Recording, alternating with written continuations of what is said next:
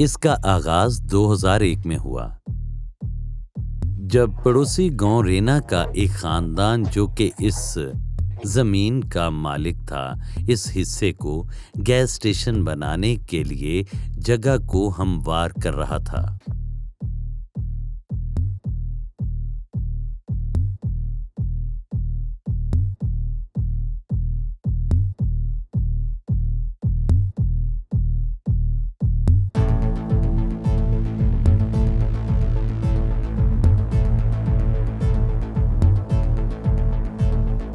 اور وہ یہاں ایک ٹریکٹر لائے اور پہاڑ کے اس حصے کو ہٹایا، اور جب وہ پہاڑی کے اس حصے کو ہٹا رہے تھے تو وہ ایک غار کے اوپر آئے جس کے زیر زمین جگہ خالی تھی۔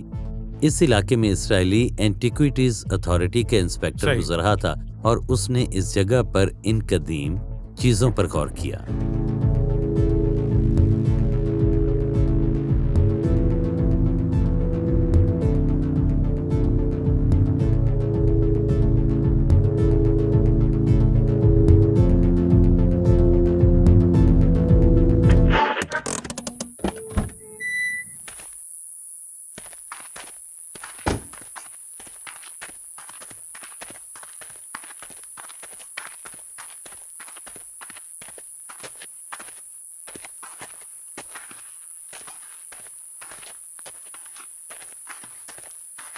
اسرائیلی اینٹیکویٹیز اتھارٹی نے 3 روزہ مشاہدہ کیا جو ڈاکٹر ڈیوڈ امیت کی سربراہی میں ہوا، اور دیکھیں انہیں پتھر کے برتنوں کے 600 نمونے یہاں پر ملے، اور ان کے لیے صحیح یہ تعین کرنا آسان ہوا کہ یہ پتھر کے برتن بنانے کی کان ہے، اور پھر یہ ایک ورکشاپ ہے۔ پہلی صدی BCE میں ہیرودیس کے دور کے دوران یہودیوں نے برتنوں کی ایک نئی فیملی ایجاد کی۔ اس نئی فیملی میں پانی پینے کے کپ، کھانے کے برتن اور چیزیں محفوظ کرنے کے لیے مرتبان شامل تھے جو روایتی طور پر مٹی کے بجائے پتھر سے بنائے گئے تھے۔ ماہرین آثار قدیمہ کو یہ برتن پورے ملک میں ملے ہیں، لیکن صرف یہودی علاقوں میں۔ ٹھیک ہے، تو مثال کے طور پر سامریا، جہاں سامری رہتے تھے وہاں سے ہمیں پتھر کا کوئی برتن نہیں ملا۔ ہمیں دکپلس کے شہروں یا بیت شان میں یہ پتھر کے برتن نہیں ملے، ہمیں ان کا ایک ٹکڑا بھی نہیں ملا۔ مگر راما کے علاقے میں جہاں یہودی رہتے تھے ہمیں پتھر کے برتن ملے ہیں، اور یہ واضح نہیں کہ یہ تقسیم صرف یہودی علاقوں تک ہی محدود تھی۔ تو سوال یہ اٹھتا ہے کہ کیوں؟ آخر کیا وجہ تھی کہ صرف یہودی ہی ان پتھر کے برتنوں کو استعمال کرتے تھے؟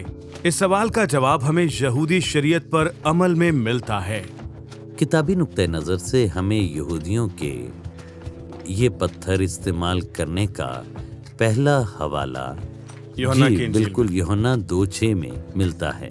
یوحنا کی معرفت خداوند یسوع مسیح کی انجیل کے 2 باب میں یسوع نے پانی کو مے بنانے کا معجزہ کیا۔ اس پانی کو 6 مٹکوں میں رکھا گیا تھا، مگر یہ عام مٹکے نہیں تھے۔ لکھا ہے کہ وہاں پتھر کے 6 مٹکے رکھے تھے، اور کہا جاتا ہے کہ اس کی وجہ یہودیوں کی طہارت کا دستور تھا۔ مگر پتھر ہی کے کیوں، مٹی کے کیوں نہیں؟ یہودیوں کے لیے یہ اتنا اہم کیوں تھا؟ اور وہ جو موسیٰ کے بعد 1500 سال تک مٹی کے برتن استعمال کرتے رہے، انہوں نے صرف ہیرودیس کے دور میں ہی پتھر کے برتن بنانے کا آغاز کیوں کیا؟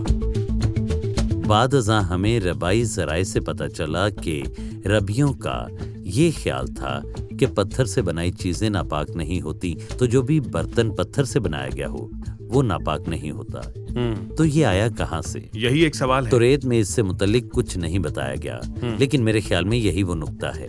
احبار 11ویں باب کی 32ویں سے 34ویں آیت کے مطابق اگر کوئی ناپاک چیز کسی لکڑی، کپڑے، چمڑے یا بوری سے بنی چیز سے چھو جاتی تو یہ چیز ناپاک ہو جاتی، تاہم اسے پانی میں ڈال کر دوبارہ پاک کیا جا سکتا تھا۔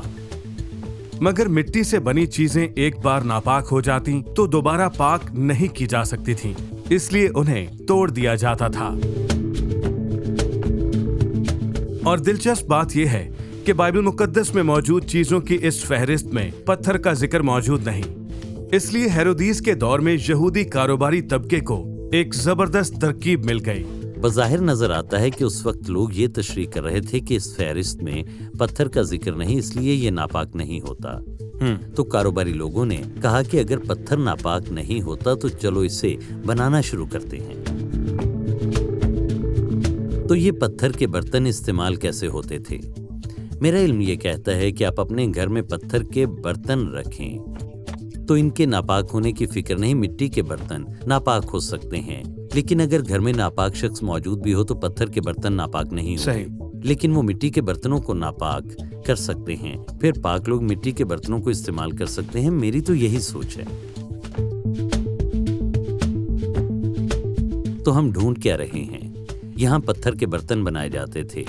ये रॉ मटेरियल निकालने की एक कान थी और एक वर्कशॉप भी थी जहाँ दरअसल बर्तन बनाए जाते थे। और हम देखते हैं कि हर जगह दीवारों पर और फर्श पर जिधर भी देखें सिवाय छतों के हर जगह कदीम कानों के निशानात मिलते हैं। तो ये कप है ना? जी ये हाँ, दरअसल ये असल में ये एक मग तकरीबन है, बियर और ये मग की बियर तरह मग है, की जो तरह पत्थर ही से है। बना है। बिल्कुल। और ये एक मग ही बना हुआ है। और ये बिल्कुल असल जी है। ये बिल्कुल असल है, मगर ये बनाने के अमल के दौरान टूटा होगा। और आप इन निशानों से देख सकते हैं कि इसे बनाने के लिए छेनी और ब्लेड का इस्तेमाल हुआ होगा। ये टूटा और उन्होंने जाया कर दिया। सही। तो ये तैयारी के मराहिल में जाया शुदा है और इसे हैंडल बनना था। हमारे पास तैयारी के तमाम मराहिल में जाया होने वाली चीजें मौजूद हैं। तो हमारे पास इस तरह की चीजें मौजूद हैं जिन पर कुछ ज्यादा काम हुआ और फिर वो टूट गईं और उन्हें जाया कर दिया गया। तो कुछ दिन पहले मुझे ये ख्याल आया कि तैयारी के मुख्तलिफ मराहिल की तस्वीरें लेनी चाहिए और इन्हें एक फिल्म में ढाला जाना चाहिए।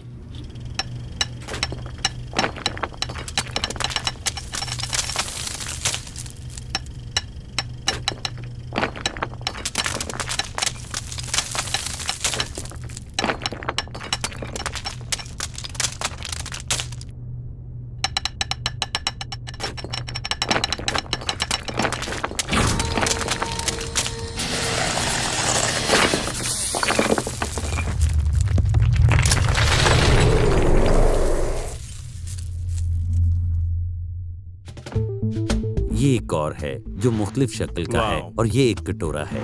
सही, आखिर ये कटोरा बन जाता। तो मैंने इसे यहाँ रखा है ताकि आपको अंदाजा हो सके ये तकरीबन आखिरी मराहिल में था। जबरदस्त। और इस पर अब भी निशानात मौजूद हैं और इससे खरात पर चढ़ाया गया होगा। इसे हाथ से नहीं बनाया गया। तो दर हकीकत ये पत्थर है, ये मिट्टी ये नहीं है। पत्थर है, ये वो पत्थर है जिसे वैसे दिखने खरात में पर ढाला गया। इसे देखिए, जबरदस्त। इसका डायमीटर भी इसके बराबर है। तो इसे खरात पर चढ़ाया गया होगा और फिर ये बना होगा। ये उसी तरह के औजार हैं। देखें, ये बिल्कुल वैसे ही औजार तो ये हैं। कुम्हार के चाक की तरह है ये कुम्हार के चाक की तरह नहीं मेरे ख्याल या में। फिर उससे कुछ मिलता जुलता। अमर जानते हैं मैं कितना पुरजोश था जब हम जोसेफ से मिले, जो नासरत के गांव का एक बढ़ई था, उन औजारों की वजह से जो वो इस्तेमाल करता था। यानी ये इसी किस्म के औजार थे जो इस्तेमाल छेनी होते की तरह थे। के औजार? यानी छेनी का इस्तेमाल और फिर उसे खरात पर चढ़ाया जाना। और मेरे ख्याल में उसी तरह की ये महारत थी जो इन पत्थरों पर इस्तेमाल होती थी, फिर लकड़ी पर इस्तेमाल होती थी। और देखिए, तो मतलब ये किसी टेक्टोन का काम है, सही। ये किसी कुम्हार का काम नहीं है। टेक्टोन, ठीक है। जैसे किसी दूसरे इलाके से टेक्टोन आपके पास आता है। यानी वो टेक्टोन जो यहाँ काम कर रहे थे उसी इलाके से आए थे। वो लोग दरअसल धातों पर भी काम करते थे। आप लोग समझे नहीं। जी मैं समझ गया हूँ आप क्या बात कर रहे हैं। टेक्टोन जो यहाँ पर काम करते थे वो उस इलाके से आए थे। माजी करीब तक मेरा ख्याल ये था कि यूसुफ और यीशु बढ़ई थे, मगर ये इल्म गलत तर्जुमे से आया था। यूनानी में नए अहदनामे के कलमी नुस्खों के मुताबिक यूसुफ और यीशु को टेक्टोन्स बयान किया गया है, जिसका मतलब है बनाने वाला। ये बढ़ई और संगतराश दोनों के लिए इस्तेमाल होता है। जबकि ये इलाका नासरत से नीचे की तरफ चंद मील के फासले पर है। यूसुफ और यीशु भी इस कान को इस्तेमाल करते होंगे। दिलचस्प बात यह है कि ये इलाका उस घर से महज आधा मील दूर है जहां मैंने परवरिश पाई। वो घर जहां मेरे वालिदैन आज भी रहते हैं। और जब मैं बच्चा था तो मैं इन पहाड़ियों पर आया करता था बिना ये जाने कि इनके नीचे क्या छुपा है। और अब ये दरियाफ्त करना जबरदस्त है कि शायद यीशु भी यहाँ आता होगा, इन पत्थरों पर काम करता होगा और इन्हें नासरत ले जाता होगा। मेरे लिए दिलचस्पी का सवाल यह है कि यहूदी इन पत्थर के बर्तनों को कब बनाया और इस्तेमाल किया करते थे। आज कोई यहूदी पाकीज़गी के मकसद के लिए इन पत्थर के बर्तनों को इस्तेमाल नहीं करता। आजकल ऐसा नहीं होता और ना ही कई सौ सालों से ऐसा हो रहा है, क्योंकि यहूदी अब तहारत के कानून पर अमल नहीं करते। सही। तो यहाँ पर अभी भी इधर उधर की कुछ बाकियात मौजूद हैं। मिसाल के तौर पर हाथों का धोना भी मौजूद है। ये बाकियात हैं, ये तहारत की हकीकी शरीयत नहीं। बर्तनों और बिस्तरों और कुर्सियों और खाना पकाने के बर्तनों और ऐसी चीज़ों की तहारत के हवाले से अब कोई भी शरीयत पर अमल नहीं करता। यानी अब किसी यहूदी घर में जाएं और पूछें कि आप अपने नापाक बर्तनों को कहाँ पर तोड़ते हैं, तो वो आपकी तरफ देखेंगे और कहेंगे ऐसा नहीं होता, आप क्या बात कर रहे हैं। अक्सर बुनियाद परस्त यहूदी भी शरीयत पर अमल नहीं करते। सही। उस शरीयत पर जो अहबार में है, उन्होंने इस पर अमल करना छोड़ दिया है। मेरे ख्याल में लोगों को इस बारे में जानना चाहिए। ये वो चीज़ है जिसके बारे में लोग जानने के मुश्ताक नहीं होते।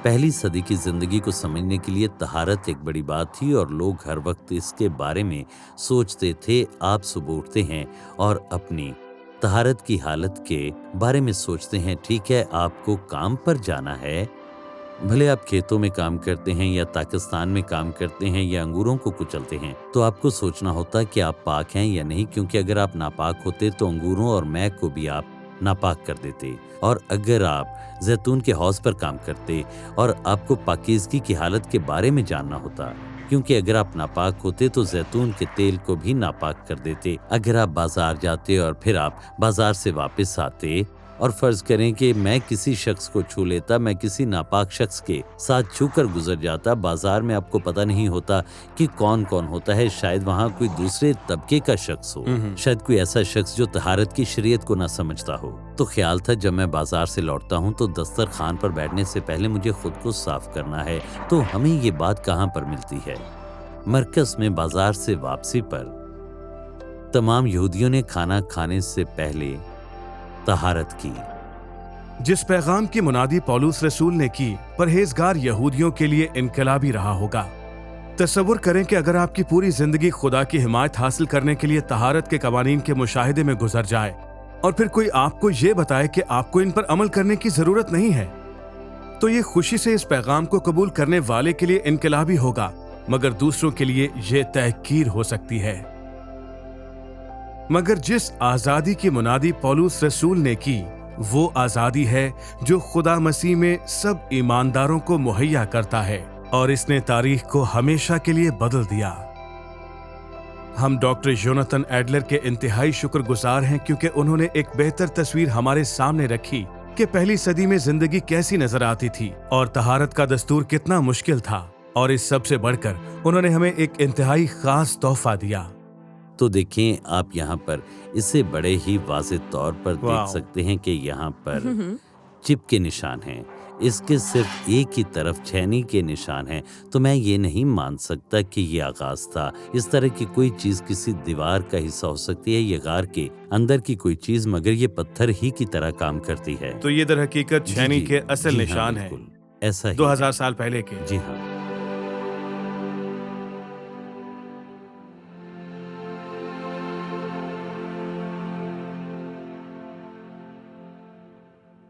ये वो पत्थर है जो डॉक्टर एडलर ने हमें तोहफे के तौर पर दिया है।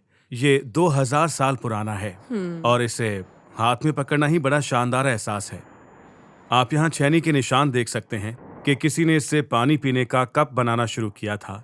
तो जो काम 2000 साल पहले किसी ने शुरू किया था, आज के दिन हम इसे मुकम्मल करने वाले हैं।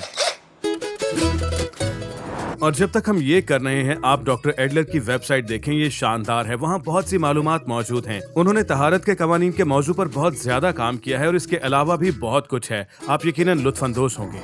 आप एरियल यूनिवर्सिटी की वेबसाइट पर भी जाकर देख सकते हैं, जहाँ डॉक्टर एडलर पढ़ाते हैं। ये यहूदिया की पहाड़ियों में बहुत ही खूबसूरत जगह पर वाक़ है और आसारे कदीमा के मुताले के लिए बेहतरीन जगह है। और उनके लिंक्स आपको इसी वीडियो के डिस्क्रिप्शन में मिलेंगे। ठीक है ना? काफी अच्छा लग रहा है, तुम क्या कहती हो?